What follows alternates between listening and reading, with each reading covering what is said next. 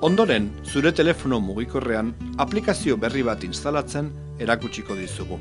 Hasteko, aplikazioak erakusten dituen botoia sakatu behar duzu.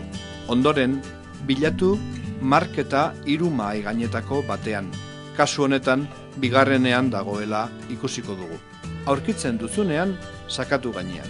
Orain, zoaz destacados atalera. Sakatu aplicaciones. Gero, todas. Eta amaitzeko, gratuitas. Bilatu Facebook aplikazioa. Aukeratu eta sakatu abrir. Ondoren, onartu baimenak aceptar sakatuta. Eta Facebook deskargatu eta instalatu egingo da. Instalatu ondoren, sartu todas las aplicaciones atalean eta bilatu eta aukeratu Facebooken ikonoa.